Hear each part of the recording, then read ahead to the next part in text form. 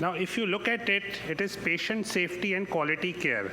Now, NABH says that they want patient safety and quality of care, but as solo practitioners, we feel that we are actually working towards quality of care. We are so caring. We take each and every step to give the best clinical outcome. We are good surgeons. Then why do we need this documentation of NABH?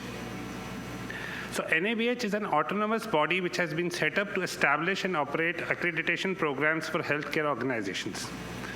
Now, what is the hospital perspective as a solo practitioner? Can I do without it? I'm actually providing good quality care. Now, the first thing as a solo practitioner is to survive.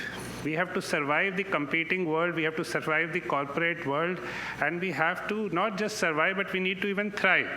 So we cannot survive without accreditation. We have to have this accreditation. That is my crux of the presentation.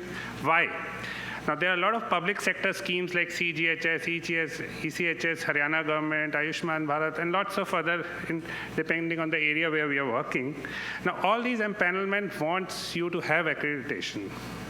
Then the insurance companies. Now they've come up that it is not mandatory, but still they require an entry-level NABH accreditation to have them on panel.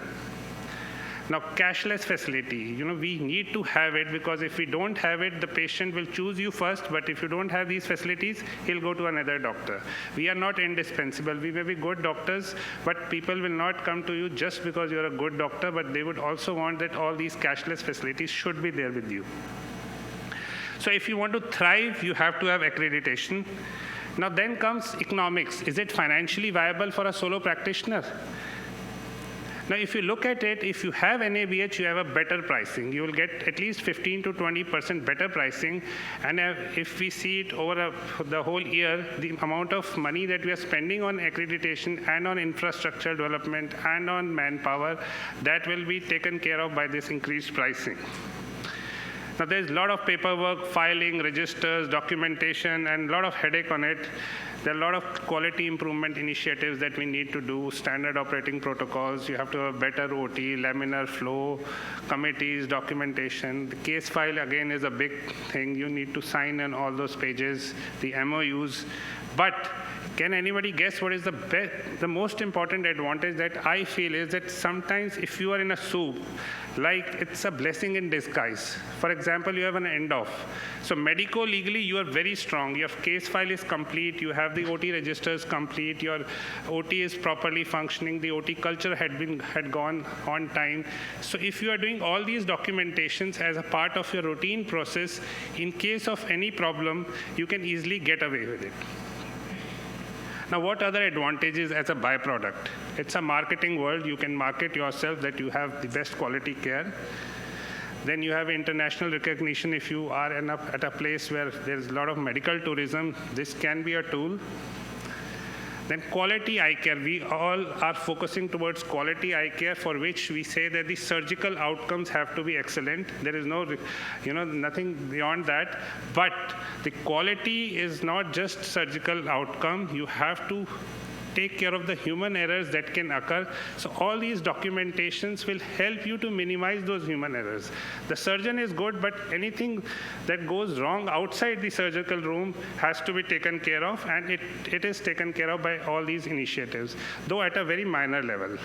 You see, even if you have a good protocol for the sterilization, that also works in your favor because you are not doing it. Your staff is doing it. So there's a lot of training of your staff. The staff has, because of all these, we've started training, and the things that we were expecting from them, we are training them, we are telling them that, and we are asking them to demonstrate to us. So that way it comes as a habit to them. So this training part in accreditation is also of good advantage to you, and it will save a lot of your headache. And in fact, I have seen that we used to have these fire things with us, but we never knew how to operate them. Because of NABH, we started having training sessions, and we know how to get ourselves prepared for any kind of emergencies. So finally, I would say that to minimize human error, the quality care and patient safety you have to have an accreditation with you. The surgical skill is paramount, but these things are again very, very important. You can have a community confidence as these services have credentialed medical staff. You can benchmark with the best. Even if you say it is an advantage to the government, they can standardize healthcare systems. For consumers, obviously the hospital introspects, the hospital takes care of the standard of care. So it is good for the patients. The rights of patients are respected. Everything is, clear and transparent. The tariff is transparent. You are also transparent. You give less discounts. Everything comes on paper.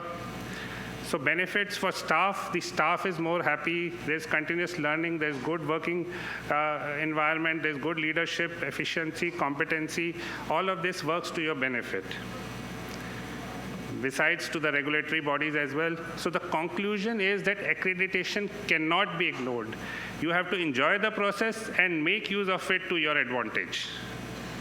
So take home, I would say that it is easy to get accredited. Just take care of a few statutory compliances when you are setting up your practice. The other initiatives, not at all difficult. There are a few chapters which you have to actually adhere to when you are preparing for this. There is more paperwork than actual work. So teach your staff. They will continue to do that paperwork and help you out with it. So I would say that it is an exam that you have to give. And you will pass for sure. Maybe with a supplementary, you might have to change a little bit during the first exam, but you have to pass and you will pass. Thank you. And thank you, Ashish, for covering this topic in such an interesting manner. I think in today's practice, accreditation is something that we have to go in for. The advantage Dr. Ashish has beautifully pointed out that it is of help to the patients, to the staff, and obviously to the growth of the practice also. And I know we always wonder that how will we take out time out of the practice to maintain all these registers and do the extra paperwork. But once it comes into your practice, it's not that difficult. And something keep doing it. So it's not that you're preparing for the exam at the 11th hour. So you make a practice, make it a habit, and it's not that difficult. And it is something that we all have to go in for. Anybody has any question? Sir?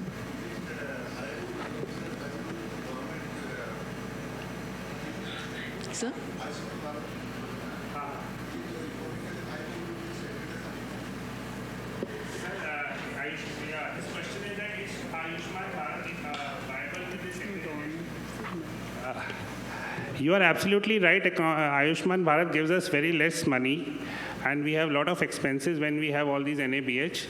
But what we need to understand is that Ayushman Bharat, it is viable only if it is 10 to 20% of your practice.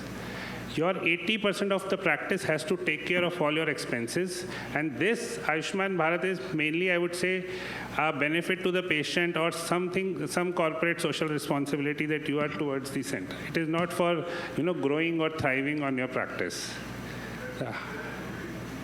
Yeah, you have to be intelligent, and it should be just 5 to 10% of the practice, and 90% should take care of your expenses. So the target population is not for Ayushman Bharat, but once you are doing NABH, your target population would be premium patients who would be coming to your hospital after seeing that Apka NABH hai, then you'll be coming to your setup. Ayushman Bharat would be just part. Yeah, patients have become very intelligent. They definitely notice that, okay, you are accredited, and, they notice all these feathers in your cap. I think now we'll move on to the next topic, which is again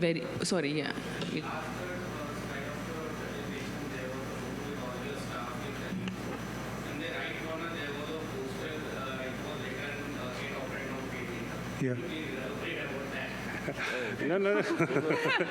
You noticed that was a marketing strategy. Probably he'll be telling us there are people who are coming with Save In and Bajaj Health Finance, where they say that you can have EMIs. So it was something like that.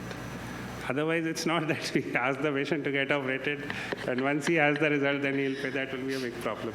You have an eagle's eye, I must say. Okay, nowadays, EMIs can be constituted even for surgeries.